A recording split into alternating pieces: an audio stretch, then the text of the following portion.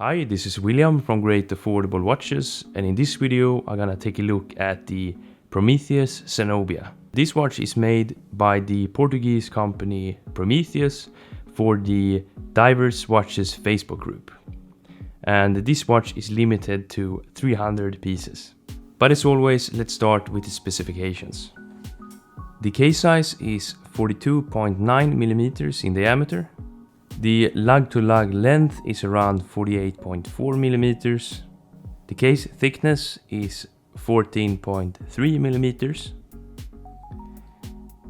The lug width is 22 millimeters. It got a sapphire crystal with AR coating on the inside, and it's water resistant down to 50 ATM or 500 meters. This watch got the ETA 2824, which is of course a Swiss-made movement made by ETA that beats at 28,800 beats per hour or vibrations per hour. And as I said in the beginning, this watch is made for the Divers Watches Facebook group, which is one of the largest watch communities or diving watch communities in the world right now. And Zenobia actually comes from the Swedish-made ship that sank outside of Cyprus in the 1980s. And the ship is still at the bottom of the ocean at around 42 meters of depth and has become one of the world's most popular diving spots. So I think the inspiration for this watch is very interesting, and as we can see, this dial is blue, and the inspiration for this shade of blue is actually from the Swedish flag, if I'm not mistaken. And the same can be said about the color on the second sand, the orange, and that is taken from the Cyprus flag. So yeah, that's a very fun detail which I really enjoy. And this watch comes in a variety of different colors, and I had the opportunity to take a look at the blue version, and I must say I'm really enjoying this color combination. I think the very almost baby blue or Swedish blue, perhaps we can call it that, works really well together with the black ceramic bezel. And of course it got a 120 click unidirectional bezel, which is really satisfying to use, and it's really tactile, and yeah, just a really well done bezel action. No play at all, and the action in itself is yeah, really nice. The watch also got a signed screw down crown, of course, which is really easy to use, and of course this watch got hand winding as it got the ETA 2824. For the final production watch, the text here on the chapter ring will be removed and placed on the case back instead, which we're gonna take a closer look at later.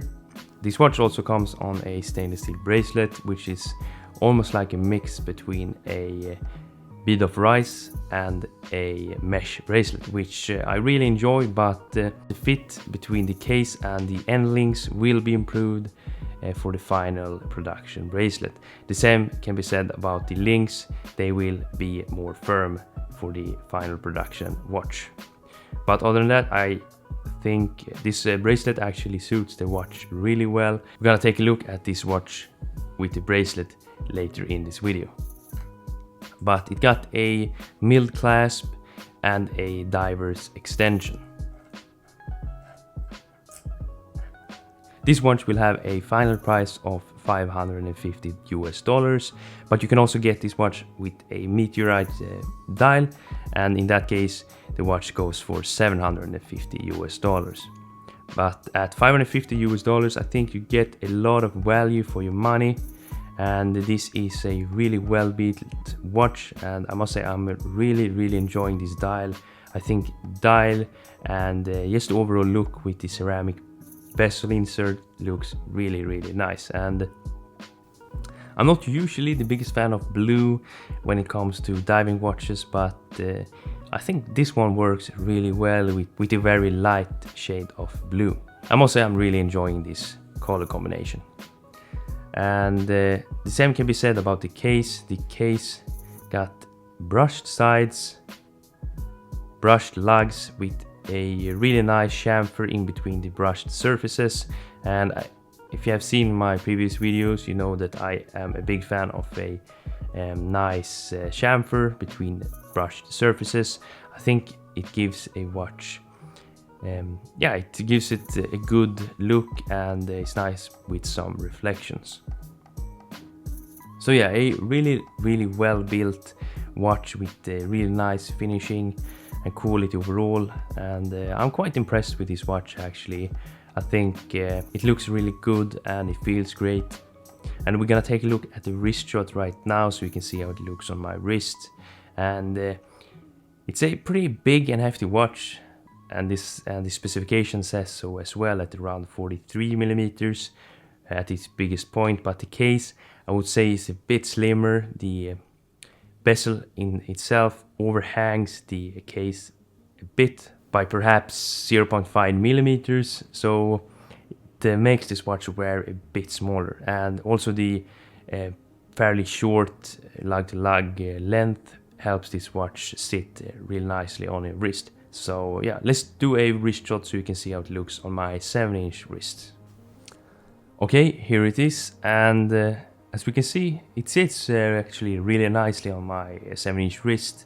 I think the fairly compact lug-to-lug length is really helping this watch sit yeah, comfortably on the wrist. And I'm not usually a biggest fan of 43 millimeter diving watches, but this watch, it sits really comfortably, and you can compare it a bit to the SKX 007 and 007, how it wears, and this is definitely a positive point in my opinion. And yeah, it reminds me a bit of a Seiko perhaps, and as you guys know, I'm a big fan of Seiko diving watches and Seiko watches in general especially.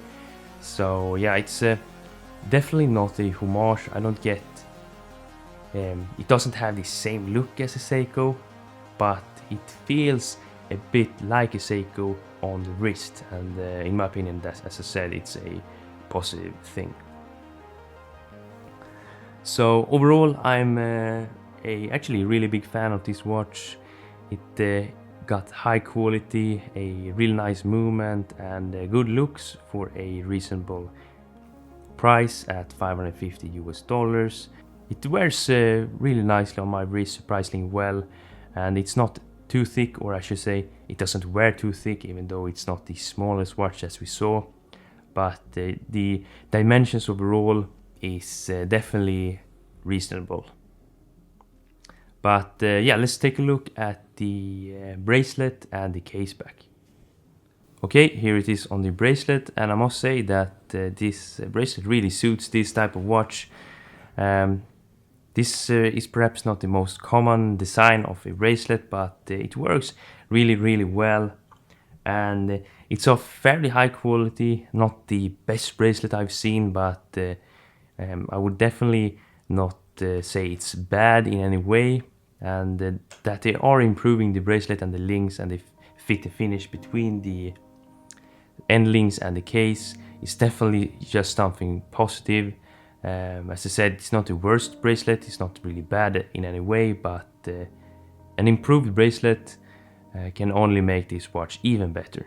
So yeah, to sum it up, this is a really well built watch, high quality, good looking in my opinion, offers pretty great value overall with the movement and all that at a fairly reasonable price.